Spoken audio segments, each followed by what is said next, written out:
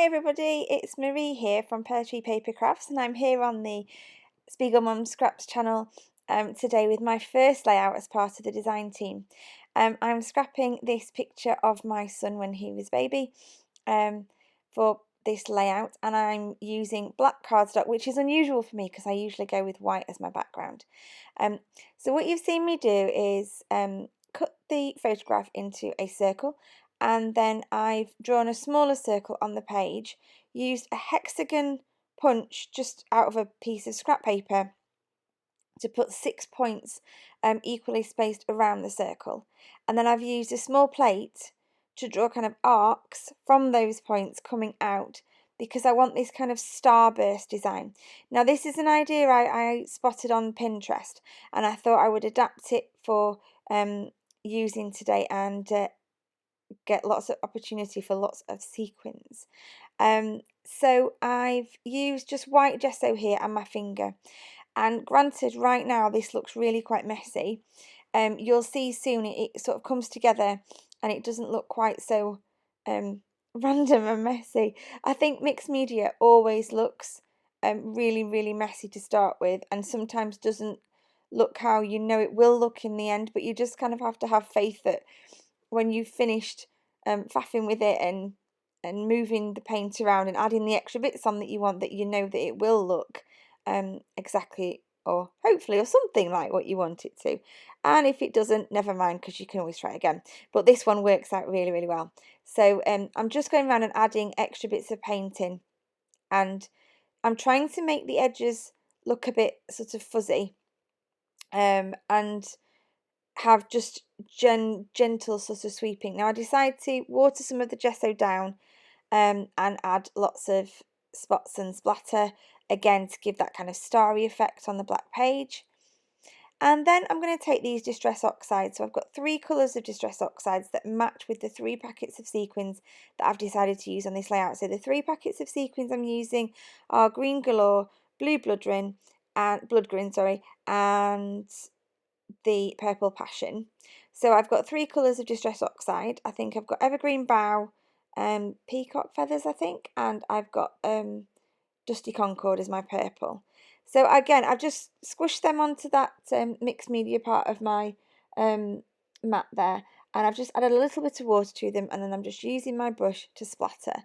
Now what I did do was I did 2 of the arcs coming out from my circle in purple, 2 in blue and 2 in green.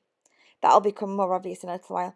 So this is just white cardstock, and I'm taking a blending brush and I'm just spreading some of that colour onto the cardstock. It doesn't have to go all the way to the edges because I am using this paper to punch. So again, I've done 1 in the green, 1 in the blue and 1 in the purple.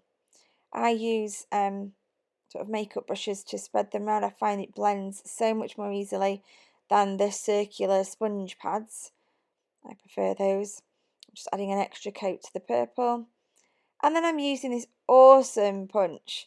Now this punch is, it's really hard to use, it kills your hand, but what it does is it punches out the star, and you can't see it on here, but it punches out the star, but it also embosses the star and makes it 3D and embosses lines into it as well.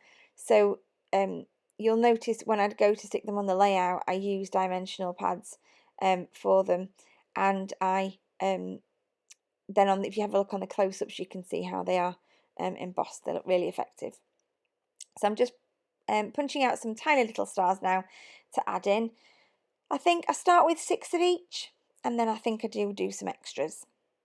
So I then remember that I have a star mask as well, so I decided to just put a few little stars dotted around the layout in all different places, which is why I use that washi tape, because I don't want to end up with kind of half stars. I just wanted whole ones in different positions, and I'm using, it's called Light and Fluffy modelling paste from the Crafters Workshop, which I think I've tried lots of different modelling paste, and that is my favourite. It is really creamy, goes on really easily, and it is really fluffy.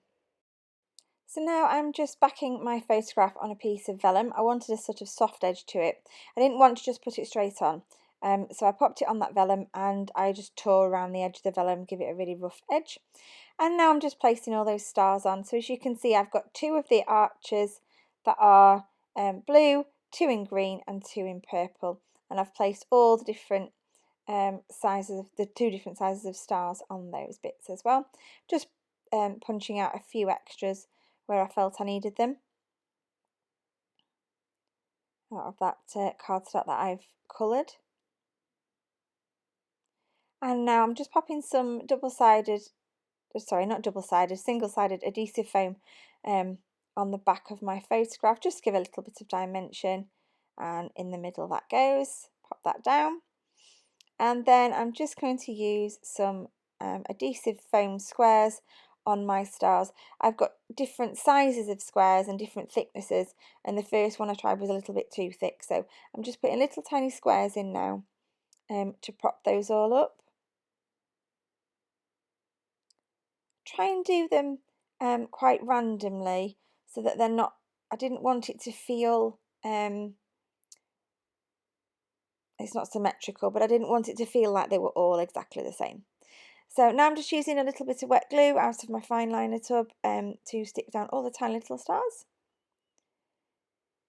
Again, trying to do them in quite random places. I'm just popping them all over. Trying to tie in those colours so that we've got colours of the same colours that I've used on the splatters. I decided that I wanted to do a few more splatters across the top, just in the white, because if you know Distress Oxides, you'll know that they react with water, and they dry in a very interesting way, and it creates lovely patterns, really lovely water effects. So by having that watered down gesso, I knew that would work. So I'm just using a very small die set that I've got here because the title I want to use is really long. And I looked at my thickers and the white ones that I have, and I pretty much would have used up the whole packet. And I didn't really want to do that, so I decided to cut them out. It takes me quite a while, so I don't make you watch it all. I've cut quite a bit of it out. But there's my title there. So you are made of stardust and wishes and magical things. So now I'm just deciding where I'm going to put them. I knew I wanted to put the words along these arches, and it's just kind of deciding which words are going to go where and how I'm going to fit it all in. But it does fit in surprisingly well, to say that I didn't really plan it out in advance. I knew what I wanted my title to be, but I didn't plan out in advance where my title was going to go. So I'm actually really happy with that. So they're not stuck down, but I don't make you watch me stick them all down because it does take me quite a while. But what I do is I put the glue on the back of my hand, and I make kind of a patch of glue, and you should use the tweezers to dab the letters into the glue and then stick them down on the page, rather than putting glue onto the back of the letters, because the glue will inevitably kind of squish out to the sides, and you then end up with a huge great mess of glue that kind of sticks out and goes everywhere.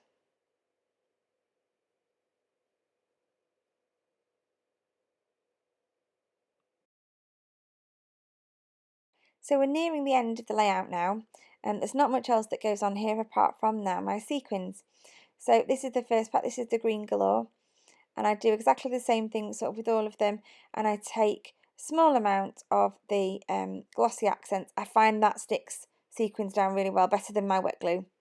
And I just randomly place them in and out of the stars in the blue, the purple and the green. I really hope you've enjoyed my layout today. Thank you ever so much for watching. I've really enjoyed it. Remember, if you want 15% off from Spiegel Mum Scraps, use my code MarieH15, and that'll get you 15% off all your orders.